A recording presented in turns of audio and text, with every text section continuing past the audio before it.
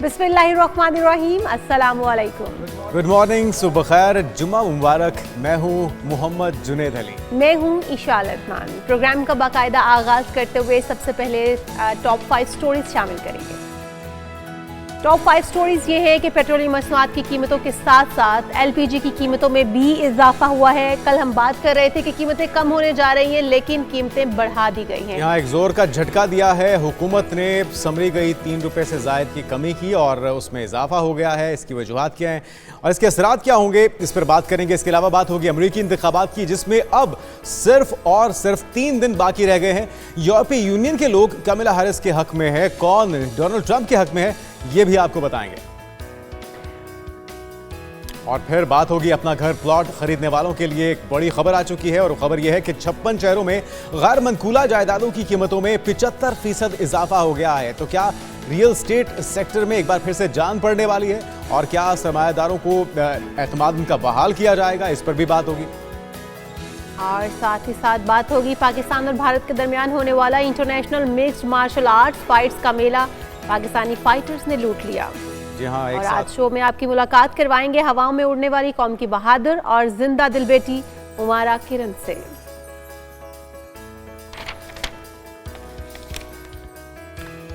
सबसे पहले बात हो जाए पेट्रोलियम मसनूआत की कीमतों में इजाफे की। अवाम भरपूर तवक्को और उम्मीद लिए बैठे थी कि पेट्रोलियम मसनूआत की कीमतों में कमी आएगी और उस कमी के बाद फिर किरायों में कमी आएगी, महंगाई में किसी हद तक कमी आएगी, और यही उम्मीद भी की जा रही थी। और साथ में इशाल ये भी देखा जा रहा था कि जो इंटरनेशनल मार्केट है उसके अंदर कीमतों में अच्छा खासा कमी वाक़ई हुई है। और इस पे बात हो रही थी कि इतनी कम कमी क्यों हो रही है। और आपकी उम्मीदें बहुत ज़्यादा थी, बड़ी लंबी चौड़ी लिस्ट थी जुनेद की कि इस चीज़ में भी रिलीफ मिलेगा, इस चीज़ में भी रिलीफ मिलेगा। लेकिन हुआ कुछ यूँ कि जब 3 रुपए की समरी भेजी गई तो बजाय इसके कि कमी की जाती, इजाफा करके समरी वापस भेज दी गई है। 1 रुपया कुछ जो है वो इजाफा कर दिया गया है।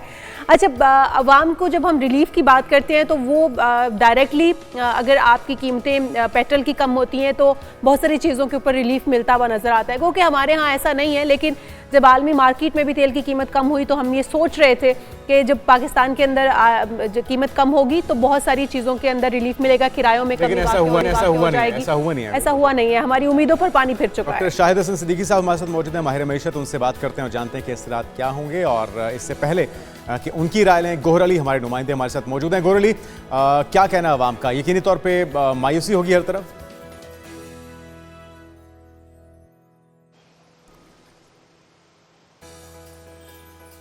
जी गौहर, आपको अगर आवाज़ आ रही है तो बताइएगा कि इस वक्त अवाम का क्या रद्द-ए-अमल है कीमतें बढ़ने पर।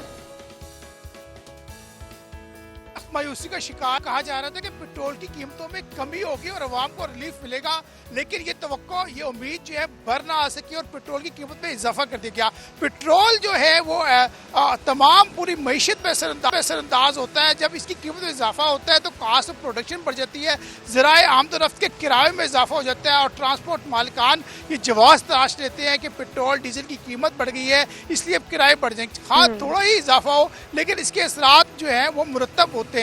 अगर कमी हो तो फिर पेट्रोल जो ट्रांसपोर्टर मालिकान है फिर वो इसकी कीमत में कमी नहीं करते, किराए कम नहीं करते। लेकिन यहाँ जो पेट्रोल पंप पे सारे फीन पेट्रोल डलवाने आ रहे हैं वो सख्त मायूसी का शिकार है। उनका कहना ये है कि हमें उम्मीद थी कि पेट्रोल की कीमत में कमी होगी, लेकिन पेट्रोल की कीमत में इजाफा हो गया।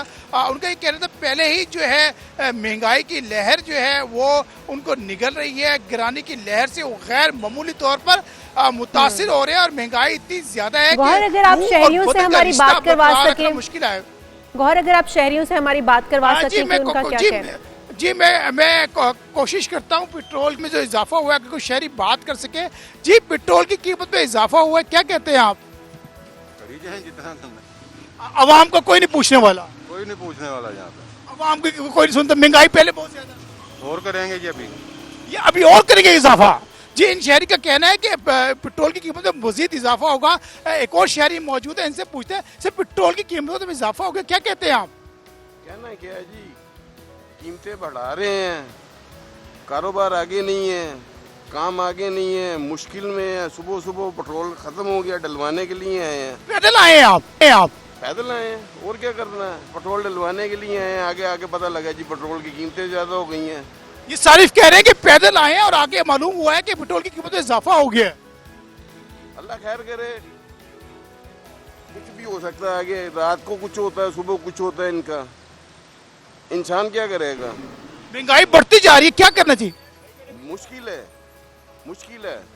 स्कूल की फीसें, घर का खर्चा, इधर पाकिस्तान में रहने का कोई हाल नहीं है। अच्छा गौहर, अगर ये अगर आप ये बता सकें कि ये पेट्रोल वजारत डलवाना है पेट्रोलियम तो के पास पहुंचकर मालूम कितनी हुआ कितनी कमी की कि, समरी गई थी पेट्रोल की कीमत में इजाफा हो और गया। उस कमी की बजाय इजाफे की वजूहात क्या बताई जा रही हैं हुकूमत की तरफ से?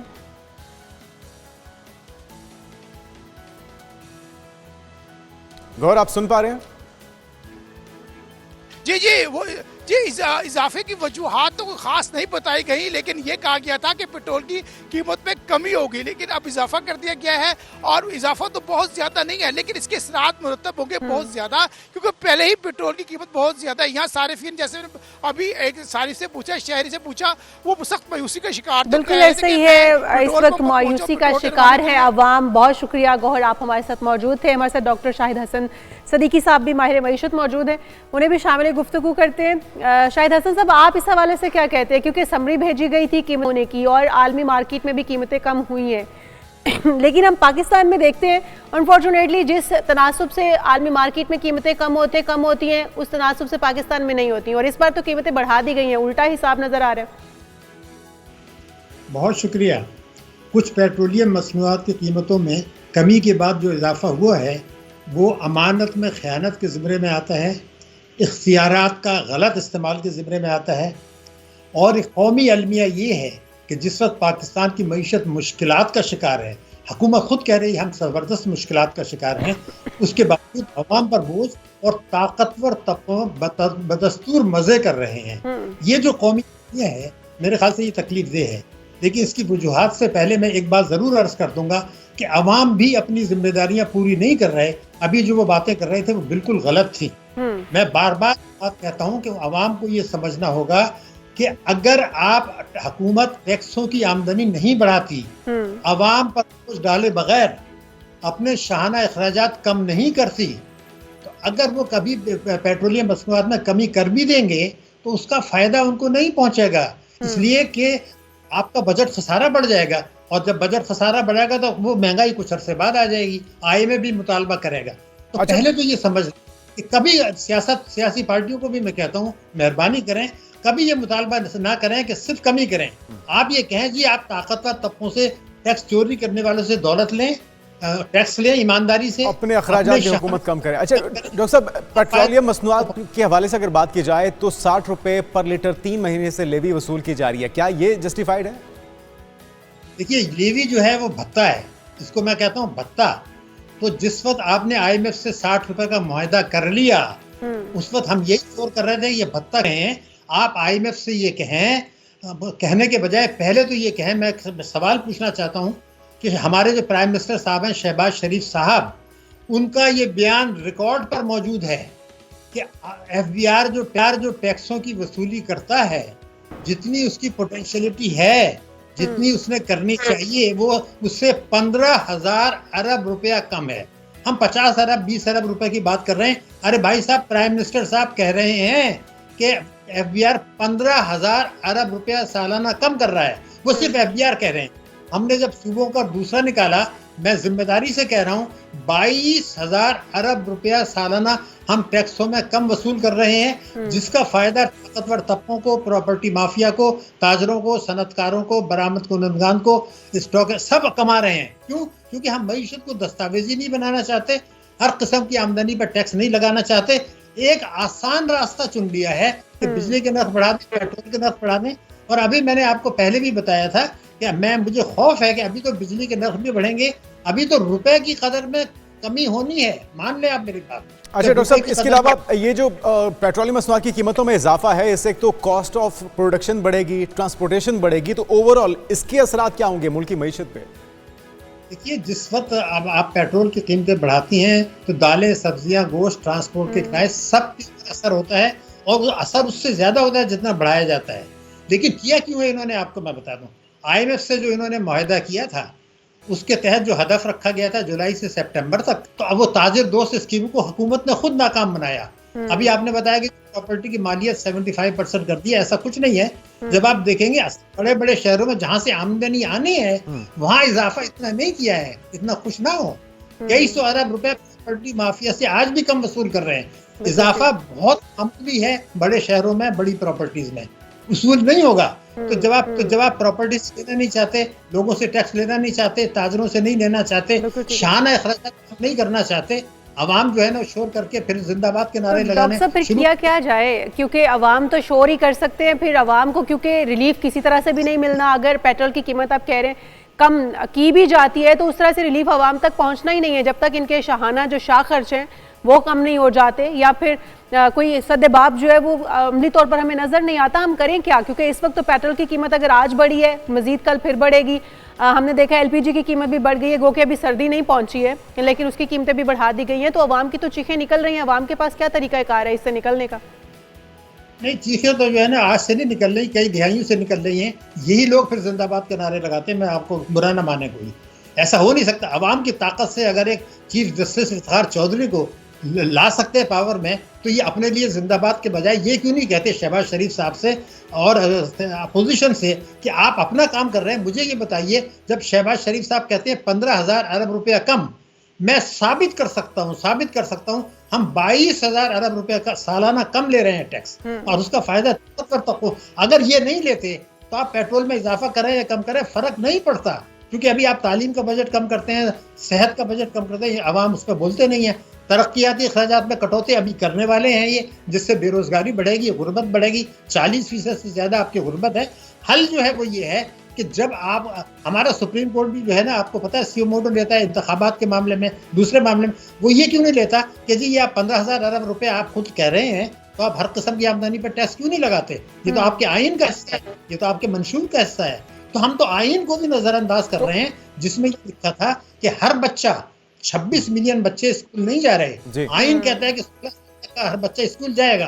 तो जिन बच्चों, अवाम के बच्चे स्कूल नहीं जा रहे, कभी उन्होंने शोर किया कि ये 26 मिलियन बच्चे? डॉक्टर साहब, आपकी बातों से तो यही लग रहा है कि ये सब कुछ होता रहेगा जब तक हम IMF के चुंगल में फंसे हुए हैं। तो लॉन्ग टर्म प्लानिंग के लिए क्या क्या इकदाम हो सकते हैं जिससे हमारा बिलाखिर छुटकारा IMF से हो और फिर हमें किसी तरीके से रिलीफ भी मिल पाए? देखिए, दो बात मैं कर दूं, दोबारा मैं पूरी जिम्मेदारी से कह दूं, आप कहेंगे तो मैं स्टैम्प पेपर पे लिख के दूं, ये IMF की वजह से नहीं है। अच्छा, IMF की मैनेजिंग डायरेक्टर ने कहा था, आपने अपने प्रोग्राम में खुद कहा था, याद करिए, कि हमने पाकिस्तान से कहा है कि आप मालदार लोगों से टैक्स लें, आवाम को रिलीफ दें। आपने खुद प्रोग्राम में डिस्कस किया। अब हुकूमत कहती है हम मालदार को इस पे नहीं लेते, तो वो कहते हैं जी आपका मुल्क है, हमने तो आपको मशवरा दिया। मैं आपको एक और बात बता दूं, ये जो मैंने 22,000 की फिगर दी है आपको टैक्सों की, या 15,000 शहबाज शरीफ दे रहे हैं, यही मसाइल का हल है, IPPS हल नहीं है। लेकिन जो इससे भी बड़ा मसला मैं बता दूं, IMF का इससे ताल्लुक नहीं है। हुकूमत कहती है वो जी, असल मसला क्या है मैं आपको बता, जो मेरे मुल्क में मुल्की बचतें हुआ करती थी, मैं आपको रिकॉर्ड पर बताता हूँ, चेक कर लीजिए, उसके हिसाब से आज कोई 10,000 अरब रुपए एक साल में हमने कम बचतें की हैं, तो आप कर्जे ले रहे हैं। हमारी मुल्की सरमायाकारी जो है कोई 12,000 रुपया सालाना गिरी है उससे जो हम माजी में लिया करते थे।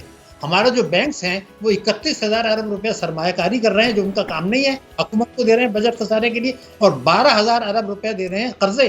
कभी आवाम ने, कभी बिजनेस कम्युनिटी ने ये कहा कि जी आपके 31,000 अरब के डिपॉजिट हैं, वो आपने हुकूमत को दे दिए, सरमायाकारी कर दी, और जो आपका काम है कर्जे देना तिजारत सनअत के लिए, वो आपने सिर्फ 12,000 लिया है। दुनिया में कहीं नहीं होता, पाकिस्तान में नहीं होता। ये बैंकिंग का खौफनाक तूफान आएगा इससे कि जब IMF कहेगा कि जब आप हमारे मुल्की कर्जे दे नहीं सकते आप, तो फिर आप, और जो तरीकाकार आपने बताया बिल्कुल दुरुस्त है कि हर एक को टैक्स नेट में लाना होगा, हर कारोबार के ऊपर टैक्स जो वसूल करना होगा। बहुत शुक्रिया डॉक्टर शाहिद हसन सदीकी साहब हमारे साथ मौजूद। और बहरहाल हमें इसके जो लॉन्ग टर्म फ़वाइद हैं वो तब भी मिल सकते हैं जब हम इकदाम भी उसी तरह के करेंगे। अगर हमने शॉर्ट टर्म इकदाम करने हैं तो फिर हमें फ़वाइद भी उसी तरह से मिलने हैं। यहाँ जो बड़े मगरमच्छ हैं उनको टैक्स नेट में लाया जाए, उनसे टैक्स वसूल किया जाए, उन्हें जवाबदेह बनाना होगा, वरना इसी तरह से आम आवाम पिसती रहेगी, जिसका हम मुजाहरा देख रहे हैं। आप दिखाते कुछ और हैं और करते कुछ और हैं।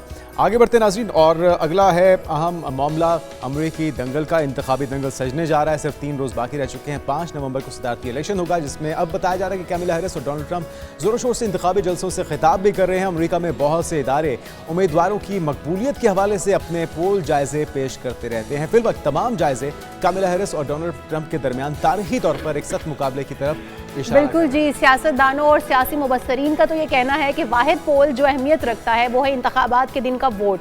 कौन किसको पिछाड़ेगा और कौन सदारत की कुर्सी पर विराजमान होगा इस सब पर बात करने के लिए हमारे साथ मौजूद हैं फारूक शहबाज वराइच, हमारे एंकर पर्सन, जो कि इस वक्त अमेरिका में ही मौजूद हैं और इलेक्शंस की गहमा गहमी जो है वो अपनी आंखों से देख रहे हैं। फारूक शहबाज, आप इस हवाले से क्या बताते हैं? सर्वे आपने भी किया होगा, आपकी नज़रों से भी गुजरी होंगी चीज़ें। क्या इस वक्त पलड़ा कैमला हैरिस का भारी है या फिर डोनाल्ड ट्रंप का? अच्छा, इस वक्त बड़ी दिलचस्प सूरत हाल है। मैं अभी आपने ऑडियंस को बताता चलूं, इस वक्त मैं नेशनल हार्बर पे मौजूद हूँ। ये मैरीलैंड जगह है और मैं पीछे जो मेरा ब्रिज है ये वर्जीनिया, डीसी और मैरीलैंड ये रियासतों को मिलाता है। मैं आज लोगों से मिल भी रहा था, जो आज मीडिया हाउसेस रिपोर्ट्स दे रहे हैं वो भी बड़ी दिलचस्प है। मैं आपके सामने एक चीज रखना चाहूंगा कि आज जब हम ये बात कर रहे हैं तो 5.5 करोड़ वोटर्स अमेरिका के अर्ली वोटिंग के जरिए वोट कर चुके हैं, जबकि 18.5 करोड़ तकरीबन वोटर्स हैं अमेरिका के जिन्होंने 5 नवंबर को, यानी कुल तादाद वोटर्स की ये है। अभी तक ये सूरत हाल है कि अभी आखिरी रात भी जो स्विंग स्टेट्स हैं उनके ऊपर जोर है। यानी अगर ट्रंप को देखें या कमाला हैरिस को देखें, दोनों नेवाडा जो रियासत है वहां पे और एरिजोना रियासत में मुख्तलिफ उन्होंने तकरीबात में शिरकत की है। लेकिन यहाँ पर मीडिया में एक दूसरे के ऊपर जो हमले हैं, बयानात हैं, ऐलानात हैं, उनका एक बड़ा चर्चा है। अभी आप डोनाल्ड ट्रंप की वीडियो भी एक बड़ी दिलचस्प सामने आई है, क्योंकि कुछ दिन पहले अमेरिकी सदर बाइडेन ने ट्रंप के ऊपर वार किया है। उन्होंने कहा है कि उनके सपोर्टर्स को उन्होंने और उनको गार्बेज कहा, जिसके नतीजे में ट्रंप ने एक बिल्कुल जो गार्बेज उठाने वाले जो वर्कर हैं उनकी वो जैकेट पहनी और वो ट्रक जो है उनका वो चलाना शुरू किया और वही वीडियो अब सोशल मीडिया पे वायरल है। इस तरह के काम दोनों तरफ से किए जा रहे हैं। दिलचस्प अंदाज भी अपनाए जा रहे हैं, हम देख रहे हैं फरूक। लेकिन एक चीज़ बताइएगा कि अवाम क्या सोच रही है? अगर आपकी बात हुई हो, पाकिस्तानी कम्युनिटी भी वहाँ पर बड़ी तादाद में मौजूद है, मुस्लिम्स हों या फिर अमेरिकन हों, उनका क्राइटेरिया क्या है किसी भी उम्मीदवार को चुनने का? वो किन चीज़ों को मद्देनजर रखकर अपना हक राय इस्तेमाल करना चाह रहे हैं? चले, ये दोनों जो पॉइंट्स हैं इनको मैं बारी बारी एड्रेस करता हूँ। पहली बात तो ये है कि अमरीकी जो आम अमरीकी है, शहरी, वो वोट देने से पहले क्या सोचता है। जब मैं लोगों से मिलता हूँ, बात करता हूँ, तो सबसे अहम बात क्या है, अमरीकी जो इस वक्त मईशत के मसाइल हैं उनको उनका हल चाहते हैं। दूसरी बात, जो वार है, जो गजा वार है, रूस यूक्रेन की वार है, इनके ऊपर लोगों का बहुत ज्यादा जोर है कि क्या वजह है कि अमरीकी जो हैं वो इस तरह की जो वार्स हैं उनमें इसराइल को और इनको सपोर्ट कर रहे हैं। तीसरी जो अहम चीज है वो है इमिग्रेंट्स का मामला, जिसके ऊपर ट्रंप जो है वो थोड़ा आगे जाके ये सारे बड़े अहम पॉइंट हैं। अमरीकी इंतखाबात की गहमा गहमी जारी है। फरूक, आप बता रहे थे कि अमरीकियों की नज़र में क्या चीज़ अहमियत रखती है, क्या देखकर वो वोट देंगे? मैं इसे जोड़ूंगा कि एक तो इमिग्रेंट्स का जो मामला है उसके ऊपर भी पूरी दुनिया की तरह जो ममालिक है, अमेरिका, कनाडा को खास तौर पे ये मसाइल का सामना है कि जो इमिग्रेंट्स हैं वो बड़ी तेजी से इस तरफ आ रहे हैं और इसकी वजह से इनकी मईशत पर बोझ बढ़ रहा है। यहाँ की रियल एस्टेट हो या दीगर अशिया वो बहुत महंगी होती जा रही है और आम लोगों का ये तासुर है कि अमरीकी जो है वो दीगर ममालिक के लोगों को पाल रहे हैं। यही वजह है कि ट्रंप जो है वो इस पे फ्रंट फुट पे खेल रहे हैं। वो ये कहते हैं कि वो आएंगे तो बॉर्डर्स को सिक्योर करेंगे, इमिग्रेंट्स को वापस भेजेंगे, शायद कैंप्स लगाएं या कुछ भी ऐसे करें। दूसरा, यहाँ पर शायद ये भी एक मसला है कि कानून की अमलदारी के ऊपर जो है ट्रंप बड़ा जोर दे रहे हैं, जबकि दूसरी तरफ जो एक मेन प्रॉब्लम मैं आपको बताता चलूं कि यहाँ पर अबॉर्शन का मसला इस वक्त अमेरिका में बड़ा डिस्कशन में है। खवातीन जो है इसको अपनी आज़ादी के साथ मुंसलिक समझती हैं और ट्रंप जो है उस हवाले से ये राय रखते हैं कि अबॉर्शन जो है ये रियासत बताए कि भाई ये करवाना चाहिए या नहीं करना चाहिए, इस पर पाबंदी लगा देनी चाहिए। जबकि कमाला ने ये कहा है कि अगर तो खवातीन, यानी ये रियासत का मामला नहीं है, ये खवातीन की आज़ादी पर हमला होगा अगर ट्रंप आ जाते हैं तो खवातीन अपने फैसले करने में आजाद नहीं होंगी। तो ये मल्टीपल फैक्टर्स हैं। फरूख, हम देखते हैं कि हम क्योंकि बहुत ज़्यादा रिलेट कर रहे हैं हम थ्रू आउट पाकिस्तान के इलेक्शंस के साथ यूएस इलेक्शन को, यहाँ पर बहुत पहले इंतखाबी मुहिम ख़त्म कर दी जाती है, कैंपेन्स नहीं होती हैं उसके बाद, जबकि यूएस में हम देख रहे हैं कि कैंपेन्स भी चल रही हैं और एक दूसरे के ऊपर दिलचस्प तबसरे भी चल रहे हैं। ये थ्रू आउट चलती रहेंगी? जी बिल्कुल, ये इसी तरह चलती रहेगी। और इससे भी ज़्यादा दिलचस्प बात ये है कि पाकिस्तान की तरह पाकिस्तान में तो निगरान हुकूमत का कॉन्सेप्ट है, यहाँ पर तो अमेरिकी सदर जो हैं वो आज के जो मौजूदा अमेरिकी सदर हैं जो बाइडन, वो अगली जो सदर की उम्मीदवार हैं कमला हैरिस, उनकी कैंपेन भी कर रहे हैं। और उन्होंने अर्ली वोट के जरिए जब वो वोट डालने के तब भी उनकी कैंपेन की। उन्होंने ट्रंप को जो गार्बेज या उनके सपोर्टर्स को कहा, ये भी उनकी कैंपेन का हिस्सा है। दूसरी तरफ कमला हैरिस जो हैं वो इस वक्त अमेरिकी नायब सदर भी हैं। उन्होंने 2 दिन पहले वाशिंगटन डीसी में खिताब भी किया है, वसाइल उनके आसपास हैं, हुकूमती वसाइल भी वो इस्तेमाल कर रहे हैं। तो ये यहाँ पे नॉर्मल प्रैक्टिस है और कैंपेन का सिलसिला भी जारी रहता है। तो फरूख, जिस तरह से कुछ ना कुछ वोटर्स को देने का, खिलाने का तरीकाकार होता है वोट हासिल करने के लिए, ये तरीकाकार भी जारी है? बिल्कुल, इसकी मैं मिसाल दूंगा। कुछ रियासतों में जिस तरह ट्रंप ने एक्स पे कुछ वीडियो पोस्ट की हैं जो इस जानिब इशारा था कि अगर कमाला आ गई तो कुछ लोगों की जॉब चली जाएंगी, 12 या 13 हज़ार फलां रियासत के लोग ये काम करते हैं। आपका बहुत शुक्रिया, आपसे अपडेट्स जानते रहेंगे। नाज़रीन, वेलकम बैक। और बात हो जाए पाकिस्तान और भारत के दरमियान होने वाले international mix martial art fights की, जिसका मेला पाकिस्तानी फाइटर्स ने शानदार कामयाबी के साथ लूटा है और कई मेडल्स अपने नाम किया है। International mix martial arts fights में पाकिस्तान के महमूद रजा ने फेदरवेट टाइटल फाइट जीती है और महमूद रजा ने फेदरवेट टाइटल फाइट में भारत के रवि साव को शिकस्त दी है और भी बहुत सी कामयाबी हासिल की हैं। तो हमारे साथ मौजूद है महमूद रजा, MMA फाइटर। आपको वेलकम कहेंगे और सबसे पहले हमारी तरफ से तो बहुत बहुत मुबारक हो आपको महमूद। कितना मुश्किल था ये मुकाबला, या फिर आपको लगा कि पाकिस्तानी आप काबू पा लेंगे अपने रिवायती हरीफ पर? अस्सलाम वालेकुम जी, थैंक यू मेरे शो पे आने के लिए भी। और बिल्कुल बस ऐसे ही था कि लाख शुक्र है कि जीत पाकिस्तान के नाम हो सका। और मुझे आई थिंक ऐसे ही है कि जो पाकिस्तान हमारे एथलीट्स हैं, फाइटर्स हैं, वो इंडियन फाइटर्स से बहुत ज़्यादा बेहतर हैं, स्ट्रॉन्ग हैं। हमारी ट्रेनिंग भी बहुत ज़्यादा अच्छी है। लेकिन खुशी की बात ये भी थी कि यार इंडिया आए हैं पाकिस्तान और हमने ये एक मुकाबला किया है, तो it promotes sports in the country. Mahmood, आपने ये तो बता दिया कि हमारे पाकिस्तानी फाइटर्स बहुत अच्छे हैं, भारतीय फाइटर्स के बारे में क्या कहेंगे? तगड़ा मुकाबला था या फिर बस सो था?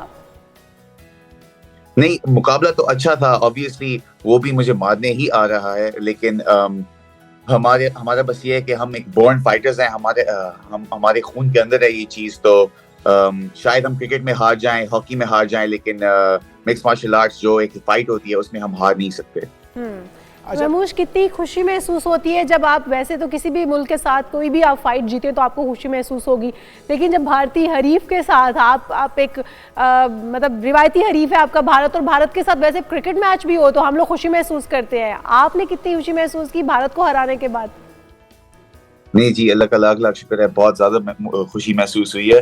और ऑब्वियसली जब भी किसी से जिससे भी फाइट हो, एक्सपेक्टेशन यही होती है कि मैंने इसको हराना है, जीतना है, पाकिस्तान के नाम ये जीत करनी है। लेकिन जब इंडिया के खिलाफ हो तो एक स्पेशल किस्म का एक जज्बा होता है और मुझे पता होता है कि सारे लोग देख भी रहे होते हैं, उनको यही एक्सपेक्टेशन है कि ये जीतेंगे हम। तो ऑब्वियसली खुशी तो बहुत एक्सपेक्टेशन भी बहुत बढ़िया थी। अच्छा महमूद, फेदरवेट टाइटल आपने जीता है, हमारे नाज़रीन को इस टाइटल से मुताल्लिक बताएगा कि मार्शल आर्ट्स में कितना अहम ये टाइटल है? जी, मिक्स मार्शल आर्ट्स में डिफरेंट वेट कैटेगरीज होते हैं, ठीक है। हैवी वेट से शुरू होता है और नीचे जाके एटम वेट पे खत्म होता है। तो जो फेदर वेट होती है ये एक कैटेगरी होती है, ठीक है, जो 66 किलोज में आती है। तो मैं 66 किलोज में लड़ता हूँ and I have one the championship title feather wait का। और बस यही है। अच्छा, हमें पाकिस्तान के आपने बताया कि खिलाड़ी उनसे बेहतर थे, इसकी वजह क्या है? हमें एज हासिल क्यों? हम देख रहे हैं कि बहुत सी फाइट जीत चुके हैं, जिस तरह से इस इवेंट के अंदर भी पाकिस्तानी छाए रहे हैं। कौन कौन से टाइटल उन्होंने जीते और इस एज की वजह आपकी नज़र में क्या है? जी फिर से बोलेगा। एक तो ये कि हमने बहुत से टाइटल जीते हैं इस एक ख़ास इवेंट के अंदर, कितने टाइटल पाकिस्तान ने अपने नाम किए हैं और पाकिस्तान की जो फाइटिंग स्किल्स हैं पाकिस्तानी प्लेयर्स की, उसकी बेहतरी की वजह आपकी नज़र में क्या है?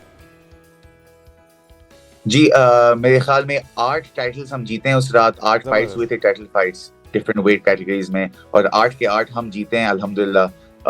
और बस यही है कि थोड़े साल पहले हमारे पास इतनी फैसिलिटीज नहीं थे और उस तरह के कोचेस नहीं थे, लेकिन उस टाइम में इस तरह हुआ है कि काफी कोचेस बाहर से भी आए हैं और हमारे काफी एथलीट्स बाहर भी गए हैं ट्रेनिंग ले, और वो इस वजह से ही हम इस तरह की परफॉर्मेंस दे पाए। तो महमूद आगे नेक्स्ट क्या प्लान्स हैं आपके, किस फाइट में मजीद आप हिस्सा लेने जा रहे हैं? इंशाल्लाह प्लान यही है कि बस पाकिस्तान का नाम रोशन करता रहूं और यूएफसी में इंशाल्लाह एंट्री हो जाए हमारी, तो हम एक बिल्कुल इंटरनेशनल प्लेटफॉर्म पे आ जाएंगे इंशाल्लाह। अच्छा, हम अक्सर जो खिलाड़ी हैं उनसे ये ज़रूर पूछते हैं कि हुकूमती सपोर्ट कैसी रही, उनकी पजीराई कैसी मिली रही, और किसी किस्म को कोई शिकवे शिकायत हैं, कुछ होना चाहिए था जो आप समझते हैं अभी तक नहीं हो पाया उनकी तरफ से?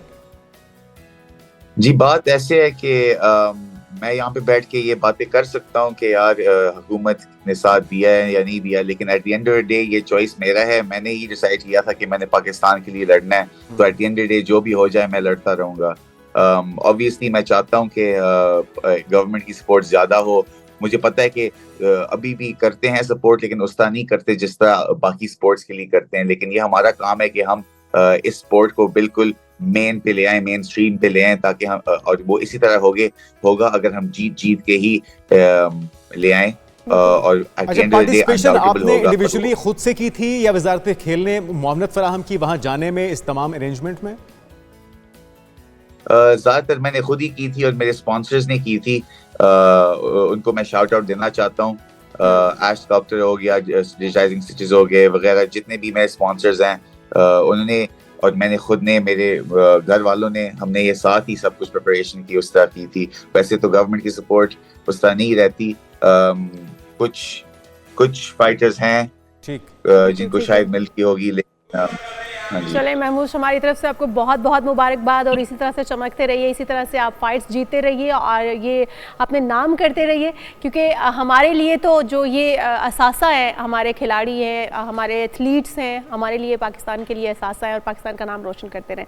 और एक बार फिर से प्रोग्राम की तरफ आते हैं और कुछ बात हो जाए मुल्क भर में जारी रहने वाली पोलियो मुहिम की। और 28 अक्टूबर से 3 नवंबर तक पोलियो मुहिम भरपूर तरीके से जारी है, और इसका मकसद 5 साल से कम उम्र के 4 करोड़ 50 लाख से ज़ायद बच्चों को पोलियो से बचाव के कतरे पिलाना है।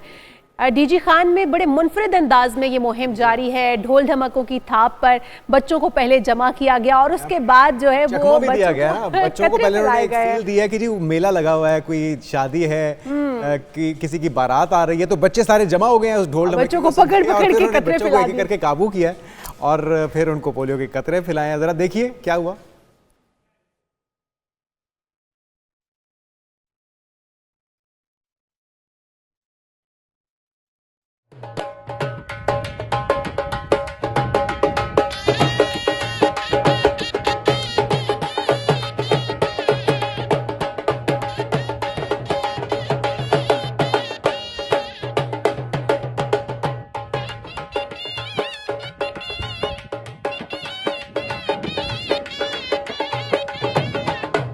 ये देखें आप, जो मुहिम जारी है, जिस तरह से उन्होंने एक ढोल वाले को बुलाया है और फिर ढोल की थाप पर बच्चों को जमा किया गया है और फिर उसके बाद बच्चों को पकड़ पकड़ के जिस तरह से कतरे पिलाए गए हैं। मुनफरिद अंदाज था और हम अप्रिशिएट करते हैं। बच्चों को तंग भी नहीं किया उन्होंने, बच्चों को शुगल मेले की तरफ लगा के और उसके बाद उन्होंने पोलियो के कतरे पिलाए हैं। एक आइडिया मेरे जहन में भी आया कि हम भी चाहत फ़तेह अली खान की खिदमत ले सकते हैं। बाकी ओह माय गॉड, बच्चों को भगाना नहीं है, बच्चों को पोलियो के कतरे पिलाने हैं। बच्चों को एंटरटेन करना ना मकसद है।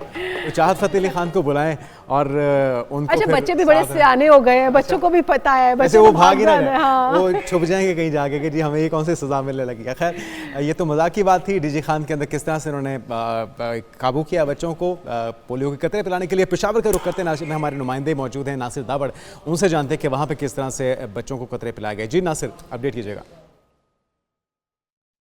जी मुल्क भर में इस वक्त हम देख रहे हैं कि 5 रोज़ा पोलियो मुहिम शुरू है, लेकिन इस बार जो हम देख रहे हैं जो महकमा सेहत के अहलकार है, API के अहलकार है या पोलियो के अहलकार है, कानून नाफिज करने वाले इदारे या पुलिस, सब के सब इंतहाई मुतहर्रिक है और इसके लिए, इस मुहिम को कामयाब बनाने के लिए हर किसी ने कोशिश शुरू की है। जहाँ पर मैं मौजूद हूँ, ये डिस्ट्रिक्ट पेशावर जो खैबर पख्तूनख्वा का सूबाई दारुल-हुकूमत है, यहाँ पर क्या सूरत हाल है, कितने टीमें इसमें काम कर रहे हैं, कितना टारगेट है, इस हवाले से मेरे साथ मौजूद है डॉक्टर मोहम्मद आरिफ जो API के कोऑर्डिनेटर है पेशावर के लिए। डॉक्टर साहब, वक्त देने का शुक्रिया। बताइए इस वक्त टारगेट कितना है आप लोगों का पेशावर में और अब तक क्या हो रहा है और कितने दिन के लिए होगा ये मुहिम? जी, पहले तो मैं आपका बहुत शुक्रगुजार हूँ। और पेशावर एक CBV डिस्ट्रिक्ट है, तो इधर 7 दिन का कैंपेन होता है। तो इस मकसद के लिए पूरे पेशावर के लिए 2506 मोबाइल टीम्स और इसके साथ 186 फिक्स टीम जो है इस मुहिम में हिस्सा ले रहे हैं। तो 2 दिन तो इंतहाई ज़बरदस्त गुज़रे हैं। जितना टारगेट्स हमारी टीम्स को हमने दिया था तो तकरीबन 95% अचीवमेंट जो है वो आज तक कर सके हैं। और इंशाल्लाह बाकी जो हमारे 5 दिन रहते हैं इस कैंपेन में, उसके लिए भी हम पूरी उम्मीद है कि इंशाल्लाह ये हमारे एक सक्सेसफुल कैंपेन होगा। डॉक्टर साहब, इस वक्त सिक्योरिटी टीमों की सिक्योरिटी की क्या पोजीशन है और सबसे बढ़कर बाज़ इलाकों में जहां पर लोग बच्चों को पोलियो वैक्सीन नहीं पिलाते हैं, वो नहीं चाहते हैं कि हमारे बच्चे वैक्सीनेट हो जाएं। 4 करोड़ 50 लाख से ज़ायद बच्चों को पोलियो से बचाव के कतरे पिलाए जा रहे हैं। ये मुहिम पूरे मुल्क में इस वक्त ज़ोरों शोर से जारी है और मज़ीद 5 रोज़ तक जारी रहेगी। और टास्क यही है कि तमाम उन बच्चों को पोलियो के कतरे पिलाए जाएं जो कि इससे महरूम रह जाते हैं। हम यहाँ पर एक ब्रेक शामिल करते हैं। हेडलाइंस का वक्त हो जाता है, उसके बाद दोबारा हाजिर होते हैं। Stay with us.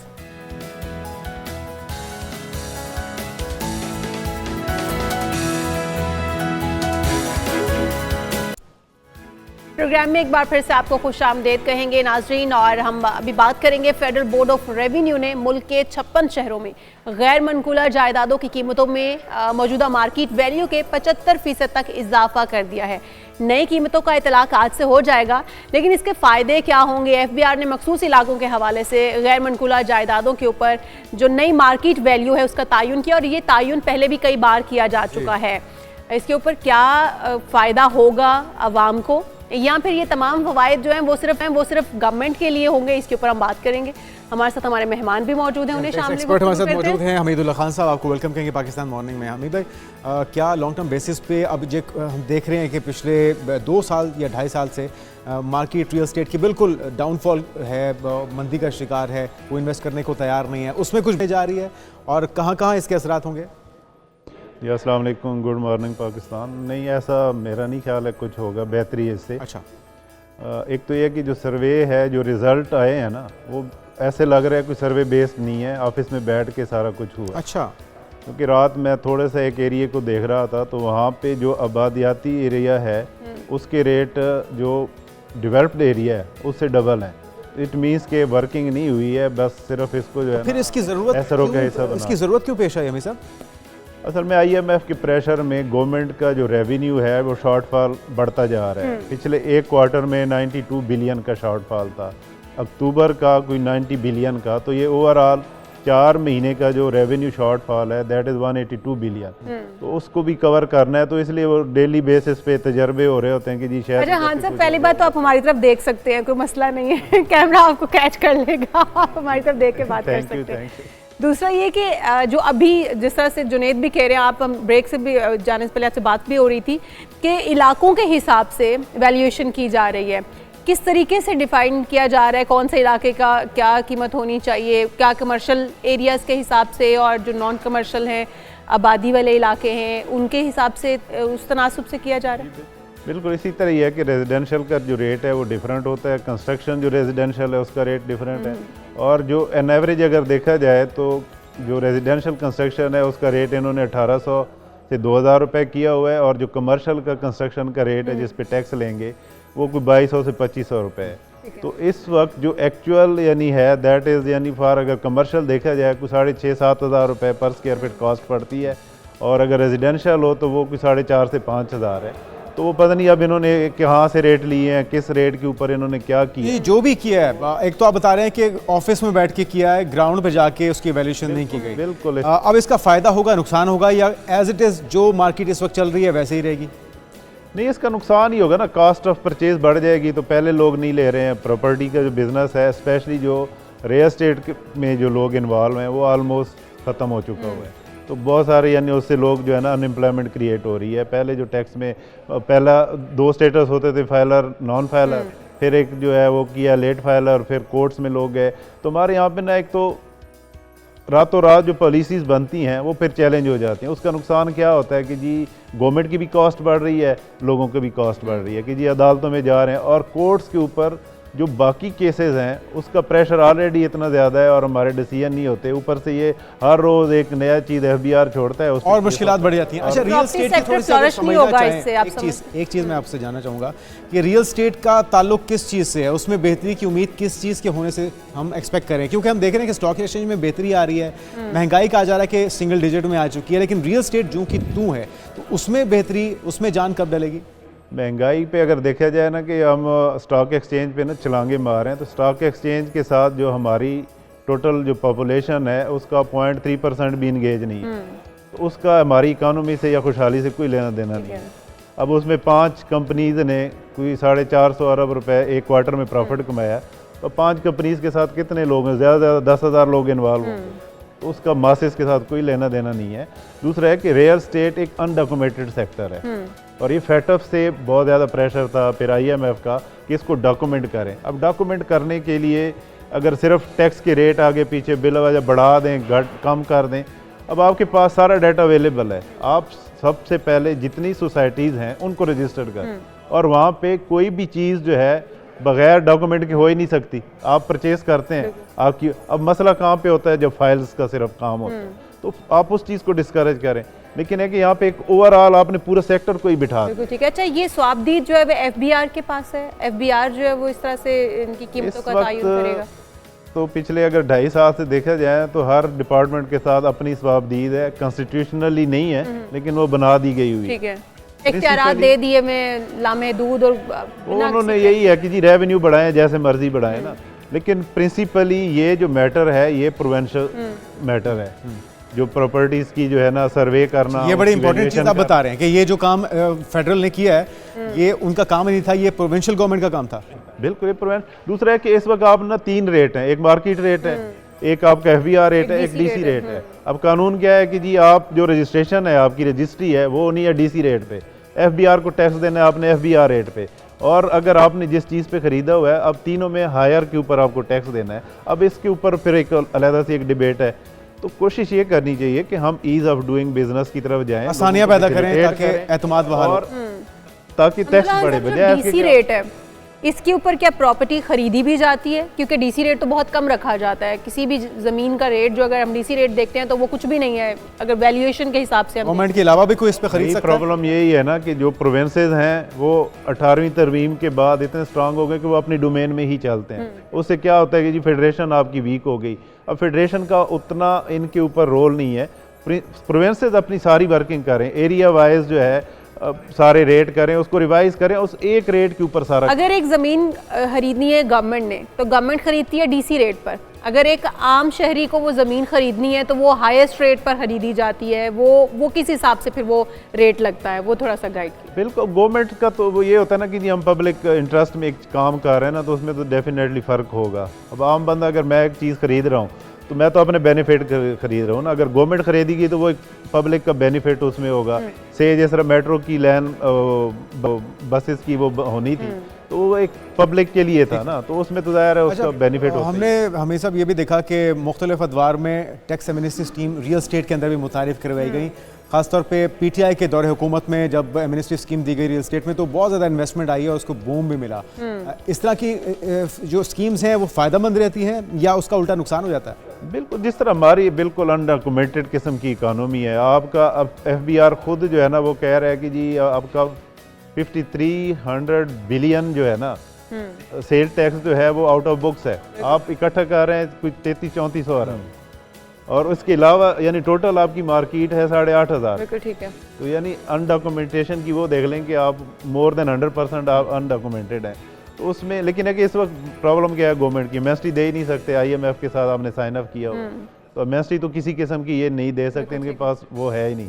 अगर देंगे तो आपका वो लोन जो है वो ये जो फाइलर नॉन फाइलर वाला मामला है, कहा जा रहा था कि नॉन फाइलर जो है वो ट्रैवल नहीं कर सकेगा, वो प्रॉपर्टी ले नहीं सकेगा, वो बेच नहीं सकेगा, तो आपको लगता है कि वो उसके असरात भी यही होंगे जो ये प्रॉपर्टी की कीमत में इजाफा या टैक्स में इजाफे के हुए हैं? नहीं, अब इन्होंने एक चीज़ जो अच्छी की है कि पहला जो है ना ATL लिस्ट अपडेट होती थी 1 मार्च जो फॉलोइंग ईयर होता था, जिस तरह ये अब 30 जून 2024 की है, इसकी ATL 24 की रिटर्न के ऊपर होनी थी अपडेट 1 मार्च 2025, वो इन्होंने ख़त्म कर दिया। अब आप जब भी 2024 की रिटर्न करेंगे विद इन 24 आवर्स जो है ना आप फाइलर हो जाएंगे। ये एक अच्छी चीज़। अच्छा, अगर हम आवाम के लिए समझाना चाहें कि जो अभी हुआ है कीमतों में जो इजाफा किया गया है, टैक्स में इजाफा किया गया है, वैल्यूएशन जो की गई है, उससे आम शहरी को कोई फ़ायदा किसी भी तरह से मिलता हुआ नज़र आ रहा है? नहीं, उसका तो कॉस्ट बढ़ गई है ना, जो टैक्स है हम यहाँ पे टैक्स को जो है ना कॉस्ट अपनी समझते हैं।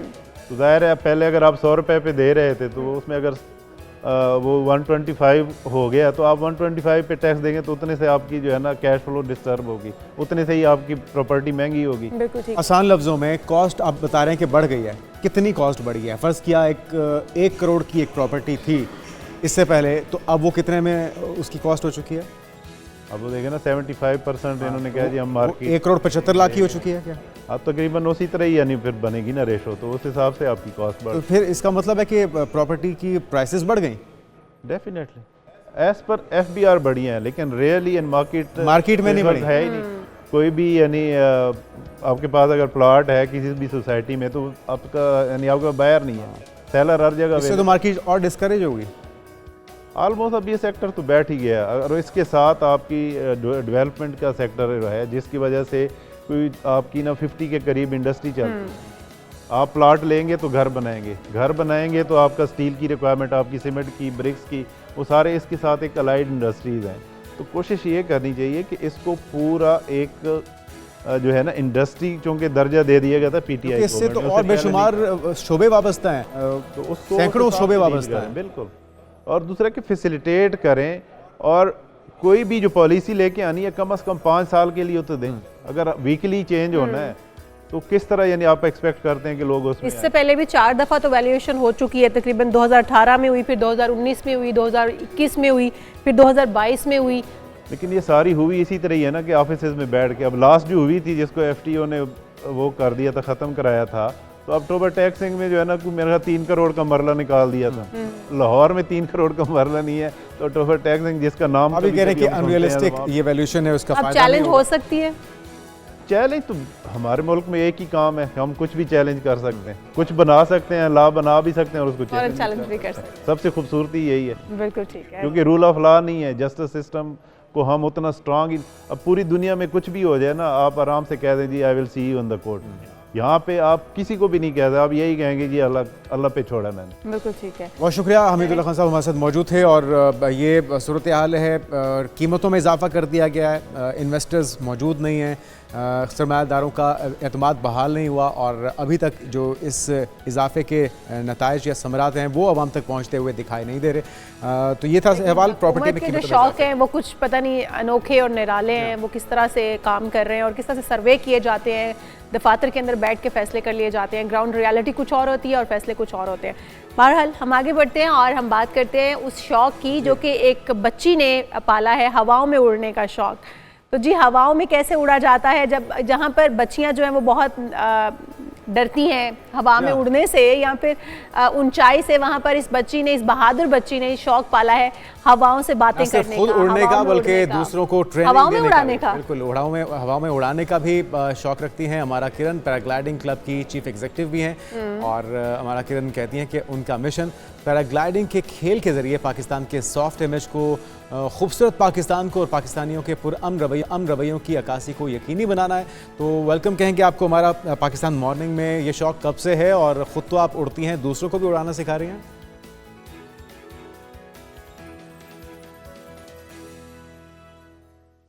अस्सलाम वालेकुम, कैसे हैं आप? वालेकुम अस्सलाम, अल्लाह का शुक्र, आप खैरियत से हैं?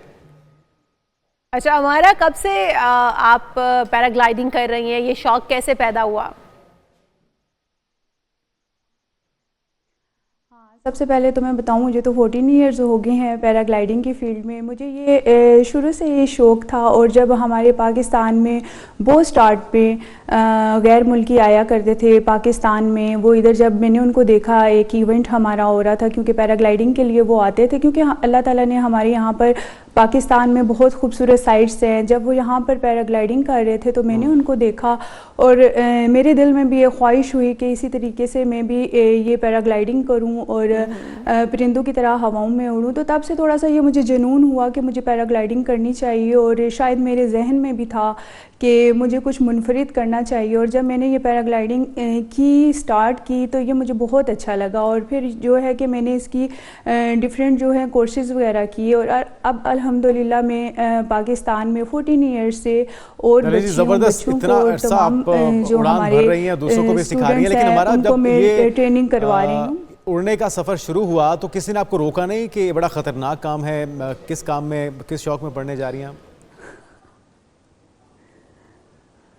नहीं, इसलिए कि वही कहते हैं ना कि जब शौक़ हो और लगन हो तो उसके आगे इर्द गिर्द की जो बातें होती हैं और जो अमल होती हैं वो थोड़े कमज़ोर पड़ जाते हैं। तो मेरा शौक़ था, मुझे एक जुनून था, मगर ये है कि घर वाले थोड़ा डरते भी थे, मगर ये है कि अल्हम्दुलिल्लाह ये है कि मैं इसको अच्छे से एक्टिविटीज़ को करती रही, और अपनी जो सेफ्टी जो मेजरमेंट्स हैं उनको मैं मद्देनज़र रखते हुए अपनी ट्रेनिंग करती रही, और फिर इस तरह से कोई भी इस तरह की कोई खुशगवार वाक़या नहीं हुआ। अच्छा, हमारा आप बच्चों को भी सिखाती हैं, आपने इंस्टीट्यूट बना रखी है, ट्रेनिंग देती हैं पैराग्लाइडिंग की। कितने स्टूडेंट्स हैं आपके पास जो शौक़ रखते हैं? लड़कियां कितनी उसमें शामिल हैं, लड़के कितने हैं? अभी तो मुझे देखें 14 ईयर्स हो गए हैं कि मैं अपना ये क्लब जो है रन कर रही हूँ, स्काई हॉक पैराग्लाइडिंग के नाम से है। मगर ये है कि अगर मैं उनकी तादाद आपको बताने लग जाऊं कि कितने लोग हैं तो अनगिनत जो हैं। जब मैंने इधर ये पैराग्लाइडिंग का आगाज़ किया तो यहाँ पर हमारे पाकिस्तान में कहीं पर भी पैराग्लाइडिंग का एक वजूद नहीं था, एक नाम नहीं था और एक सोच नहीं थी। मगर जब मैंने इसको स्टार्ट किया और फिर जब मेरे पास इर्द गिर्द काफ़ी कोई भी इंस्टीट्यूट नहीं होता था तो काफ़ी बच्चियाँ, बच्चे कॉलेज, यूनिवर्सिटी से और बाकी लोग भी आते थे और इस फ़न से जो है वो लुत्फ़अंदोज़ होते थे। और काफ़ी लोगों को मैंने ट्रेनिंग करवाई है, जिसमें ये है कि इसमें मैंने बेसिक कोर्सेज भी करवाए हैं, एडवांस कोर्स भी करवाए हैं, इंटरमीडिएट और पायलट लेवल के भी कोर्स करवाए हैं। और अब अल्हम्दुलिल्लाह मैं ये कह सकती हूँ कि पाकिस्तान में हर जगह पर मेरे स्टूडेंट्स हैं जो अभी अपने जिन्होंने क्लब भी बनाए हैं। आप पैराग्लाइडिंग की ये किट्स जो है ये पाकिस्तान में बनती हैं या फिर आप बाहर से मंगवाती हैं? पैराग्लाइडिंग किट्स जो होती हैं, जो इसके सेफ्टी मेजर्स होते हैं, या आप किस तरह से इंश्योर करती हैं? कहाँ से आता है ये सामान? जी, ये जो पैराग्लाइडिंग का जो हमारे ये जो किट है ना, ये पाकिस्तान मेड तो है ही नहीं है, ये बाहर से हम मंगवाते हैं। और दूसरा ये है कि सेफ़्टी मेजरमेंट्स पे ये होता है कि मैं सेफ़्टी मेजरमेंट्स को ना बिल्कुल मद्देनज़र रखती हूँ, क्योंकि सेफ़्टी जो मेजरमेंट्स हैं ना, अगर हम उसको मद्देनज़र नहीं रखेंगे तो रिस्क रेट बढ़ेगा और जो है कि हादसात का रुझान बढ़ता है, जिसकी वजह से जो है लोगों में खौफ व हरास भी फैलता है। और अल्हम्दुलिल्लाह अब मैं इतने अरसे से ये पैराग्लाइडिंग करवा रही हूँ मगर इस तरह से कोई भी इस तरह का हादसा नहीं हुआ। अगर आप एक सर्टिफाइड इंस्ट्रक्टर के पास जाते हैं और उससे एक आप ट्रेनिंग लेते हैं तो मैं नहीं समझती कि पैराग्लाइडिंग में कभी भी कोई हादसा हो सकता है। और जो भी है कि आप अपने जो इंस्ट्रक्शन है उसको फॉलो करें। कितना खुला एरिया चाहिए, कितनी ऊंचाई चाहिए? आप कहाँ पे ये ट्रेनिंग देती हैं? जी, हमारी तो वैसे तो ऑल पाकिस्तान में जिधर भी हैं हम ट्रेनिंग करवाते हैं, मगर जो हमारी साइड है वो जो है हमारी हरीपुर जो विलेज बनती है, हरीपुर उस जिस साइड पे हम लोग पैराग्लाइडिंग की ट्रेनिंग करवाते हैं उसका नाम है मंग विलेज है, क्योंकि इसके लिए हमें ग्राउंड चाहिए होता है, एक वसी ग्राउंड चाहिए होता है जिस पर जो है कि हम स्टेप बाय स्टेप उनको ट्रेनिंग करवाती हैं। पहले जो है उनको लेक्चर दिया जाता है, फिर उनको ड्राई रिहर्सल करवाई जाती है, फिर हमारे पास एक जेंटल स्लोप होता है जिसके ऊपर हम ले जाते हैं और उसको इंस्ट्रक्शन देते हैं, जिसके ज़रिए जो भी स्टूडेंट्स होते हैं उनको हम टेक ऑफ करवाते हैं। और ये होता है एक इंस्ट्रक्टर जो है हमारा जो है माउंटेन के ऊपर होता है और एक लैंडिंग एरिया में होता है। तो किसी खास वेदर में होता है हमारा ये पैराग्लाइडिंग, इसको एक या किसी भी मौसम में हो सकती है? जी जी, बस रेन ना हो और कुछ वेदर जो है हम देख लेते हैं जिस पे अगर अच्छा होता है, रेन में नहीं होती सिर्फ फ्लाइंग। और मैं आपको बताऊं कि पैराग्लाइडिंग का तो ये इतना, फ्लाइंग का तो इतना अच्छा एक्सपीरियंस होता है कि मैं आपको लफ्ज़ों में नहीं बता सकती। मैं चाहती हूँ कि और भी बच्चियाँ आएँ। अब तो काफ़ी लोग आ रही हैं सोशल मीडिया के थ्रू, ये जो हमारा मैसेज है उन लोगों तक पहुँच रहा है। मगर आपको मैं एक इंटरेस्टिंग बात बताऊँ कि इस पर हम बगैर किसी इंजन के हम जो है 10,000 फीट पे हम विदाउट सिलेंडर जो है, ऑक्सीजन सिलेंडर जो होता है उसके हम फ्लाई कर सकते हैं। मगर 18,000 तक हम इसकी फ्लाइंग कर सकते हैं और वो है कि ऑक्सीजन सिलेंडर 10,000। फिर हम भी आ रहे हैं आपके पास। हमारा इसमें वेट का भी कोई होता है, वेट कितना होना चाहिए या कोई भी फ्लाई कर सकता है? जी जी, जो पैराग्लाइडिंग है इसमें डिफरेंट कैटेगरीज आती हैं। एक मोटराइज्ड ग्लाइडिंग है, एक पैराग्लाइडिंग है, एक हैंग ग्लाइडिंग है। मगर अब और भी बहुत से ऑप्शन हैं। जो लोग जिनको थोड़ा सा वेट का इशू होता है, हमारे पास एक ट्राइक होती है, मोटराइज्ड ट्राइक होती है जो ग्राउंड से ही टेक ऑफ करवाती है। तो अगर किसी का ज़्यादा वेट हो या एक्टिव ना हो या थोड़ा सा वो घबरा रहा हो, तो ये है कि वो भी इस फन से महरूम नहीं रह सकता, वो भी लुत्फानंदोज हो सकता है। उसको भी हम उस ट्राइक पे जो है उसको हम फ्लाइंग करवा देते हैं। अब मोटे लोग भी हवा में उड़ सकेंगे, आपने उनका भी ये ख्वाब पूरा कर दिया हमारा। और पहले हम ये कहते थे ना हल्के फुल्के लोग फ्लाई कर सकते हैं। ये जो हवाओं में उड़ने का एक जी जी बिल्कुल बिल्कुल, नहीं अब ये शौक ऐसा है कि इसको हर जो है हर उम्र का इंसान जो है वो पूरा कर सकता है। कितनी देर की ट्रेनिंग के बाद आप फ्लाई कर सकते हैं? जब 14 इयर्स इस फील्ड में हो गए हैं। इसके साथ मैं आपको एक इंटरेस्टिंग बात बताती जाऊँ कि अल्हम्दुलिल्लाह मेरी जो बेटियां हैं उन्होंने 4 साल की उम्र में मेरी दुआए ज़हरा जो बड़ी बेटी है उसने फ़्लाइट ली थी और उसका रिकॉर्ड जो बनाया था लारेब ज़हरा जो छोटी है बेटी, उसने 3.5 साल की उम्र में ख़ुद फ्लाइंग की थी। और ये इतना आसान नहीं होता। फ्लाइंग में आपको एक स्किल चाहिए होता है, एक स्किल चाहिए होता है, एक पैशन चाहिए होता है। इसके साथ साथ आपको इतना स्ट्रॉन्ग भी होना पड़ता है लेने के बाद आपको वापस भी आना होता है। आप बिल्कुल एयर में होते हैं। जी जी जी, हम एक माउंटेन से हम टेक ऑफ करते हैं और एक जो है हम अपना लैंडिंग एरिया वो चूज़ कर लेते हैं, सेलेक्ट कर लेते हैं और वहाँ पर हम अपनी लैंडिंग करते हैं। और बहुत स्मूथली ये है कि टेक ऑफ भी हो जाता है और लैंडिंग भी हो जाती है। ज़बरदस्त। इसी तरह से गाइड करते रहिए बच्चियों को और मुल्क का नाम भी रोशन करती रहिए। हमारा किरण हमारे पैराग्लाइडर और 14 साल से जल्दी रब्ता करेंगे और पैराग्लाइडिंग जो है वो करेंगे। पाकिस्तान के अंदर ऐसे मौके बहुत कम मिलते हैं और अगर आपको मिलते हैं तो खूब इंजॉय करना चाहिए, खूब उनसे लुत्फानंदोज होना चाहिए। हम आगे बढ़ते हैं बिल्कुल। और जिक्र हो जाए बॉलीवुड की खूबरू अदाकारा का, ऐश्वर्या राय बच्चन, जो कि आज उनकी सालगिरह है, भरपूर तरीके से मनाई जाएगी। ऐश्वर्या राय की पैदाइश 1 नवंबर 1973 को कर्नाटक के मंगलोर में हुई थी और ऐश्वर्या राय अपनी खूबसूरती और अदाकारी के अलावा बचपन से ही वो हिस्सा ले रही हैं और मिस वर्ल्ड बनी। बच्चन फैमिली की बहू भी हैं और अमिताभ बच्चन के बेटे अभिषेक बच्चन से शादी के बाद ऐश्वर्या राय बच्चन हो गई थी। और ऐश्वर्या राय और अभिषेक बच्चन की पहली मुलाकात हुई थी 2000 में फिल्म 2.5 अक्षर प्रेम के सेट पर। उसके बाद फिर फिल्म उमराव जान से ऐश्वर्या और अभिषेक की दोस्ती का जो सिलसिला है वो शुरू हुआ 2.5 अक्षर प्रेम के। जी बिल्कुल। और नाम भी वैसा है ना, उन्होंने कहा कि चलें इस पे अमल करके मोहब्बत भी शुरू हो गई। 2006 में फिल्म की शूटिंग के दौरान उन दोनों के दरमियान नज़दीकियाँ बढ़ गई और फिर दूरियां बढ़ी हैं सलमान खान के दरमियान में। और एक और नई लव स्टोरी जिसको अमली जामा पहनाया है उन्होंने अपनी शादी करके। तो आज उनकी सालगिरह, हमारी तरफ से भी बेस्ट विशेज़ और ढेरों मुबारकबाद उनकी जन्मदिन की। जी हाँ, एक ब्रेक लेते हैं। ब्रेक के बाद बात वसवसों की, किस तरह से वसवसे पैदा होते हैं, किस तरह से उनसे छुटकारा मुमकिन है। एक ब्रेक के बाद और इनकी हकीकत क्या है, इस सब पर बात होगी एक ब्रेक के बाद। Stay with us.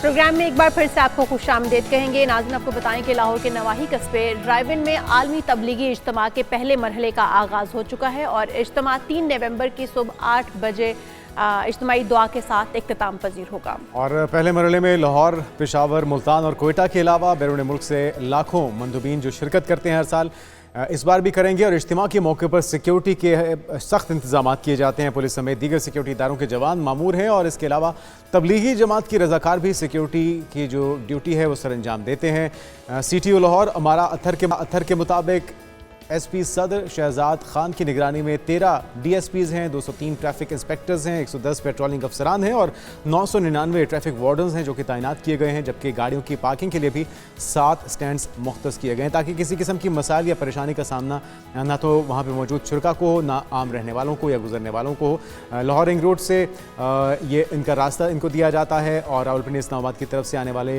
शुरा को बरास्ता काला शकाकू इंटरचेंज मोटरवे के ज़रिए ठोकर नियाज बेग के रास्ते रावेंड पहुंचाने का इंतज़ाम किया गया है। और कोशिश यही होती है इंतज़ामिया की कि जो ये इज्तिमा है खैर आफियत से हो जाए और जो गुजरने वाले हैं आम शहरी हैं उन्हें भी मसाइल का सामना ना करना पड़े। हम आगे बढ़ते हैं और कर लेते हैं क्योंकि ये 21वीं सदी जा रही है। हम जिंदगी गुजारते हैं, बहुत सारे हमारे इर्द गिर्द लोग होते हैं जो हमें वसवसों का शिकार कर देते हैं। गो कि हम एक बड़े मॉडर्न एक जदीद ज़िंदगी दौर में जी रहे हैं, लेकिन इसके बावजूद जो हमारे आसपास के लोग होते हैं वो हमें वहम और वसवसों का शिकार कर देते हैं। जी हाँ, तोहमात का शिकार हो जाते हैं। रास्ता काट गई है जो कि अरसा दराज से हमारे बड़े भी उनके ऊपर अमल करते आ रहे हैं, उन तोहमात का वसवसों का शिकार होते हैं। तो किस तरह से बचाव मुमकिन है, किस तरह से ये सोचें हमारे दिमाग पे हावी हो जाती हैं, इनकी हकीकत क्या है? दाऊजी रूहानी आमिल है हमारे साथ मौजूद है, आपको वेलकम करेंगे पाकिस्तान मॉर्निंग में। और आगाज़ में सबसे पहले यही कि हम आखिर क्यों शिकार हो जाते हैं तोहमात का, वसवसों का?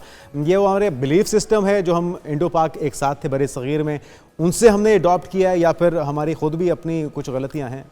सबसे पहले आपका शुक्रिया, आपने एक अहम मौजू के ऊपर लबकुशाई का मौका दिया। हम तो समझते हैं कि शायद ये हिंदुस्तान और पाकिस्तान में ही है, मगर अरब में ये इससे भी ज़्यादा था। अच्छा। बेटी का पैदा होना बशगुनी, और वहाँ पे जब नबी करीम सल्लल्लाहु अलैहि वसल्लम का बेटा इब्राहीम जो है वो फौत हुए तो सूरज ग्रहण लगा। तो जब सूरज ग्रहण लगा तो मुशरकीन ने कहना शुरू कर दिया कि बेटे की वफ़ात की वजह से सूरज ग्रहण लगा। तो नबी करीम सल्लल्लाहु अलैहि वसल्लम ने वहाँ पे खुतबा दिया और कहा कि ये बदशगुनी जो है इस्लाम से पहले की थी मगर इसका अब नहीं है, तो इसकी वजह से ये चीज़ें नहीं होती। तो ये इंसान की जिबिल्लत में ये बात शामिल है कि वो कुछ हिडन चीज़ों के मुतल्लक जानना चाहता है कि उसके जो मामलात हो रहे हैं, तजस्सुस का शिकार तो होता है, शिकार होता है।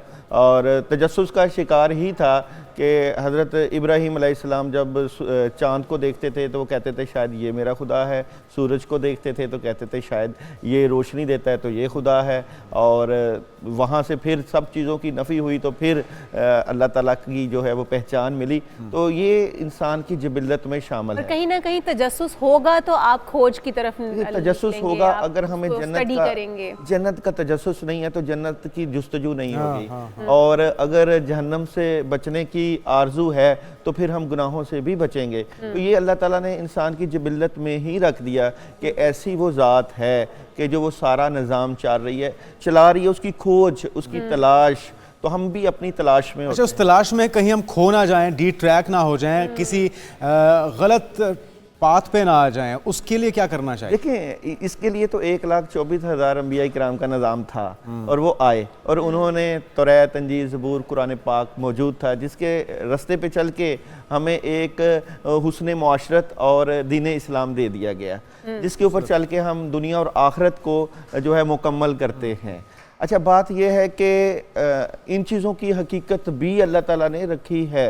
जैसे कि तारीख़ के दोराहों में जाएं तो जब सुलह हुदैबिया थी तो सुलह हुदैबिया की तरफ से मुशरकीन की तरफ से सुहेल जो है वो आया था बातचीत करने के लिए, गुफ्तो शनीद। तो नबी करीम सल्लल्लाहु अलैहि वसल्लम ने वहाँ पे अच्छी शगुन ली कि सुहेल आसानी, अब तो आसानी हो ही जाएगी। इसी तरह जब कैसर व कसरा की तरफ से वो मट्टी का टोकरा आया था और भेजा गया कि जी इस्लाम के लिए कि जी हम आपको मट्टी भेज दी, एक किस्म की तहकीर की। तो नबी करीम सल्लल्लाहु अलैहि वसल्लम ने वहाँ शगुन किया कि उन्होंने मट्टी हमें भेज दी, इसका मतलब कि वहाँ हम फतह हासिल करेंगे। अब दो चीज़ें बैन है, एक तरफ है बदशगुनी और एक तरफ है अच्छा शगुन। अच्छा शगुन करना बहुत अच्छी बात है, करना चाहिए, और बदशगुनी से मना किया गया है। हमारे यहाँ बदशगुनी के ऊपर ज़्यादा हमारा फोकस होता है। हम कहते हैं बिल्ली रास्ता काट गई है, कैंची जो है चलाना गलत होता है, लड़ाई झगड़े का बायस बनता है, बेटी और बेटे की शादी एक साथ ही कर देना बदशगुनी है, किसी एक के लिए अच्छा नहीं रहता, किसी एक का रिश्ता टूट जाता है, किसी एक का ही सर चढ़ता है, मतलब ज़ाहिर है कि कामयाब होता है। तो ये जो हमने लिए हैं ये मिथ्स हैं, ये इनमें हकीकत है कि बिल्ली ने रास्ता काट लिया, कैंची से झगड़ा होता है मियाँ बीवी का, नेल्स ट्रिम करते हैं तो हम फेंक देते हैं, तो हम कहते हैं ये पाँव के नीचे आएंगे तो लड़ाई झगड़ा होगा। इन सब की हकीकत नहीं, इनकी हकीकत नहीं है। बिल्ली रास्ता काटती है, नाखून जो है वो अगर हम, इनकी हकीकत नहीं। मैं तो गाड़ी रोक लेती हूँ बाकायदा कि अच्छा बिल्ली गुजर गई है। इसका इस्लाम से ताल्लुक कुछ नहीं है, ऐसी बात नहीं है। लेकिन एक औरा है, जिस तरह नजरे बद का लग जाना हकीकत है, जादू का हो जाना हकीकत है, और जिन्नात की हकीकत है, वो औरा। अच्छा, एहतियात क्या की जाए अगर कोई वसवसा, कोई खदशा दिल में पैदा हो गया? क्या कोई वजीफा पढ़ा जाए? किस तरह से उस क्लैरिटी को माइंड में लाया जाए कि जी इससे कुछ नहीं होने लगा? सबसे बड़ी एहतियात तो ला इलाहा इल्लल्लाह है ना। आपका यकीन अल्लाह की ज़ात पे कलाम पाक कामिल होना चाहिए कि आपके ऊपर, देखिए दुनिया दारुल अमल है, अल्लाह ताला इंसान को चेक करेंगे आपका अल्लाह के ऊपर कितना यकीन है। अगर आपका ला इलाहा इल्लल्लाह के ऊपर कामिल यकीन है तो हर मुसीबत, हर मुश्किल में आप अल्लाह के ऊपर ज़्यादा भरोसा बढ़ाएंगे, क्योंकि आने वाली मुश्किल, परेशानी या सख्ती आपका ताल्लुक अल्लाह के साथ मजबूत करती जाती है। अगर अल्लाह आजमाइशें ना, वैसे तो हम गुनाहगार इंसान हैं, हम तो आजमाइशों के काबिल हैं ही नहीं, वो तो उन अंबिया इकराम और औलिया इकराम की थी बात, तो आजमाइशें आती हैं। दाऊद भाई, आपकी बात को आगे बढ़ाते हुए कि अगर हम सुन्नत रसूल को स्टडी कर लें, सीरतुल नबी को स्टडी कर लें, तो मेरे ख्याल में इस सारी चीज़ों से हम बच सकते हैं कि उन्होंने, नबी पाक ने इस सिचुएशन में क्या किया। बिल्कुल ऐसी बात है कि इस्लाम जो है मुकम्मल ज़ाब्ता हयात है। नबी करीम सल्लल्लाहु अलैहि वसल्लम ने बदफाली और शगुन का जो है मना कि अपने ऊपर भी तो जादू हुआ। जादू एक और चीज़ है, देखें जादू हकीकत है, जादू की हकीकत है और नजर बद की भी हकीकत है। मैं बदशगुनी और वहम की बात कर रहा हूँ। वहम और तोहम परस्ती जो है वहम सताने लगते हैं, वो जो है वो हमारा यकीन अल्लाह की ज़ात पे कमज़ोर करती है। इसकी अगर मैं कुछ यहाँ पे एनर्जी की बात करूँ तो आज से 2000 साल पहले कबीला था, वहाँ पे जादू किया जाता था, जादू की वो चीज़ें और एनर्जी होती थी। तो वहाँ के मैं टैरो कार्ड लेकर आया हूँ। मैं यहाँ पे एक अगर आपको कार्ड दिखाऊं तो यहाँ भी आपको काली बिल्ली बैठी नजर आएगी। अब ये देखें मलका के आगे काली बिल्ली, मलका के आगे काली बिल्ली बैठी नजर आती है। जरा ये कैमरामैन भाई अगर जूम कर सकें तो ये टैरो कार्ड की एनर्जी जो है ये यूज करते हैं वहीं से अगर प्रिडिक्शंस देने के लिए कि आपके साथ कौन सी एनर्जी चल रही है। तो ये एनर्जी और ऑरा ये इंसान के इर्द गिर्द तो रहता है। मिसाल के तौर पे अगर आप कहते हैं कि जी मंगल का दिन मेरे लिए ठीक नहीं है, तो आप अपनी जबिल्लत में ये शामिल कर लें कि मंगल के दिन ही मुझे कामयाबियां मिलेंगी, तो ये उस यकीन के असर की वजह से आपका मंगल का दिन बेहतरीन दिन साबित हो सकता है। ठीक है, मिसाल के तौर पे मंगल के दिन का कोई है हाँ असर औरा तो है, नेगेटिविटी तो होती है, मगर हर नेगेटिविटी, हर जो पावर जो आपको नुकसान पहुंचाती है उसके ऊपर आपका यकीन, बिलीव सिस्टम ला इलाहा इल्लल्लाह वाला वो सबसे ऊपर हावी हो जाता है। बिल्कुल ठीक है। बेसिकली हमने अपने यकीन सिस्टम, बिलीव सिस्टम के जरिए हर नेगेटिविटी पावर को निकाल देना। ये बात भी तो ठीक है कि अल्लाह ताला किसी को उसके गुमान के मुताबिक देता है। अगर वो गुमान ये करेगा कि उसके साथ कुछ अच्छा होने वाला है और अगर कुछ बुरा भी होने वाला है तो उससे निकालने के लिए अल्लाह ताला मौजूद है, तो उसके साथ अच्छा ही होगा। मैं इस बात की तायद आपकी मजीद आगे बढ़ाऊंगा। अगर आपको कोई ख्वाब बुरा आ जाए, जी बुरा ख्वाब आ जाए, और अगर आप अपने वेल विशर को बताएं और वो उसकी ताबीर अच्छी कर दे तो वो ताबीर अच्छी हो जाती है। अच्छा देखिए गुमान की अगर बात है ना, हज़रत यूसुफ अलैहिस्सलाम के पास दो जो लोग थे जिन्होंने अपनी ख्वाब बयान की थी, एक ने तो कहा था कि मैं अंगूर कशीद कर रहा हूँ और दूसरे ने कहा था कि मेरे सर के ऊपर रोटियां हैं और वो कव्वे खा रहे हैं। तो जो अंगूर कशीद कर रहा था उसकी ताबीर दी गई कि तुम बादशाह के शराब या जाम पिलाओगे, और दूसरे को कहा कि तुम्हें जो है वो कत्ल कर दिया जाएगा, फांसी हो जाएगी, लटका दिया जाएगा।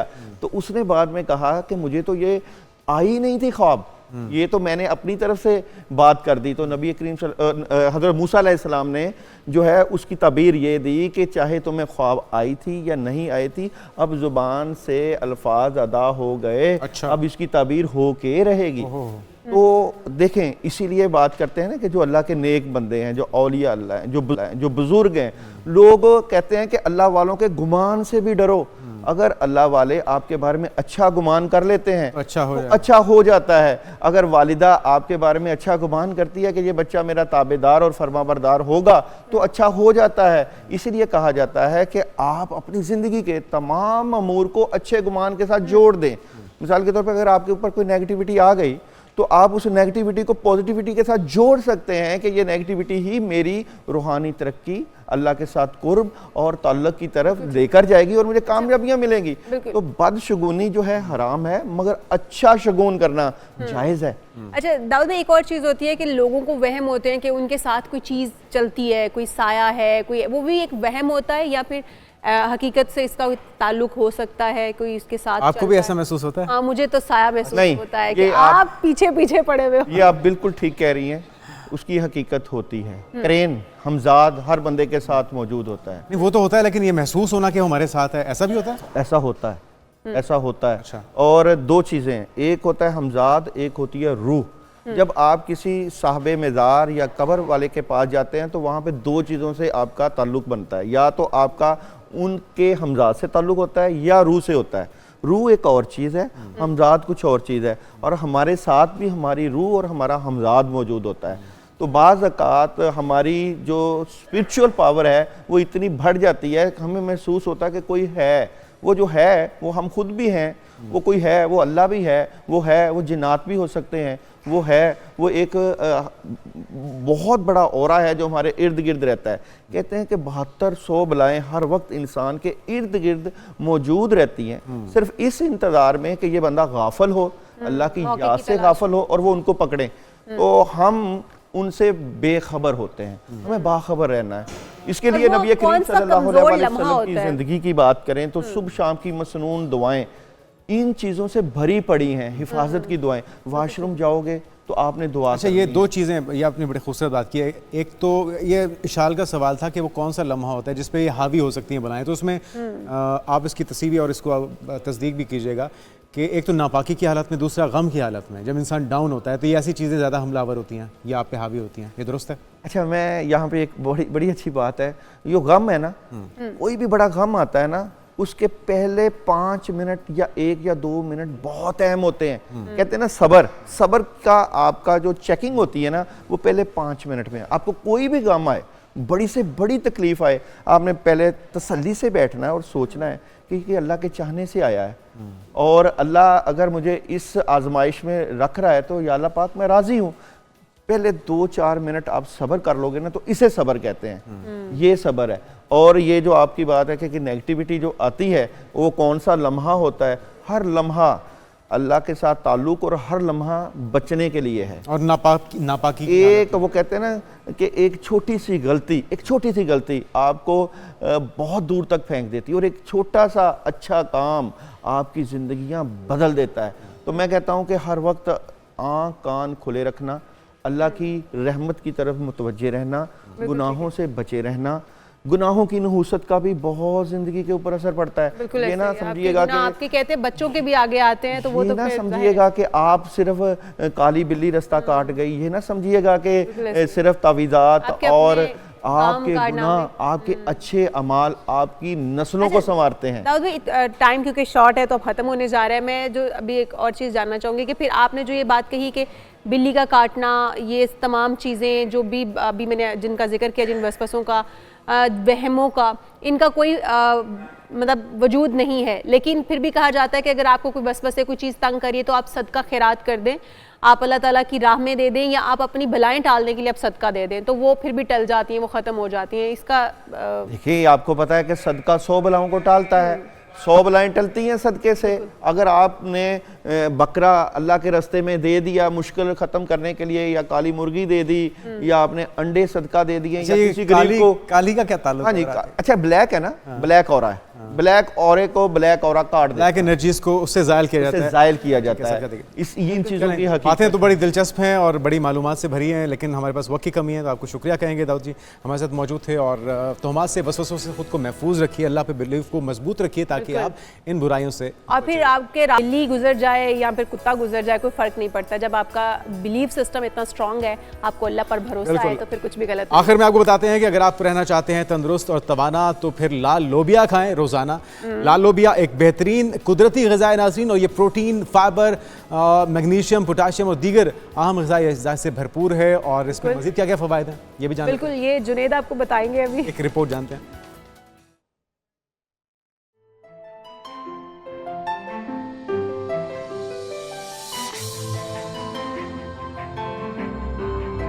लाल लोबिया, जिसे गरीबों का गोश्त कहा जाता है, एक बेहतरीन ताकतवर ग़िज़ा है। ये protein, fibre, folate, magnesium, potassium और दीगर अहम ग़िज़ाई अज्जा से भरपूर है। हमारे यहाँ लाल लोबिया इस्तेमाल आम नहीं है, लेकिन उम्मीद है कि इसकी आफादियत जानने के बाद आप इसे खुराक में ज़रूर शामिल करेंगे। लाल लोबिया के बेशुमार फ़वाइद हैं, जिनमें से चंद एक ये हैं। लाल लोबिया कोलेस्ट्रॉल को जिस्म से खारिज करने में मदद फराहम करता है। इसके इस्तेमाल से जिस्म से इजाफी और मनफी कोलेस्ट्रॉल का खात्मा मुमकिन होता है। माहिरीन के मुताबिक लाल लोबिया का रोजाना इस्तेमाल वजन में तेजी से कमी लाता है, जो मजमूई सेहत की बेहतरी के लिए बेहद जरूरी है। इसमें विटामिन ए वाफिर मिकदार में पाया जाता है, जो कि बिनाई में इजाफा करने के लिए बेहद अहम है। यह विटामिन आंखों की मजमूई सेहत में भी बेहतरी लाता है। इसके अलावा लाल लोबिया में एंटीऑक्सीडेंट खुसूसियात से पाए जाने की वजह से एंटी एजिंग सलाहियत का भी हामिल है। लाल लोबिया ब्लड शुगर की सतह को मुतवाज़िन रखने, आयरन की कमी दूर करने में भी किरदार अदा करता है। जिस्म में कैल्शियम, फास्फोरस, सोडियम वगैरह की कमी होने की वजह से हड्डियां कमजोर हो जाती हैं। लोबिया में पोटेशियम और कैल्शियम बहुत से विटामिन और मिनरल्स पाए जाते हैं, जो हड्डियों की मजबूती में इजाफा करता है। अगर आप रहना चाहते हैं तंदुरुस्त और जवान, तो खाएं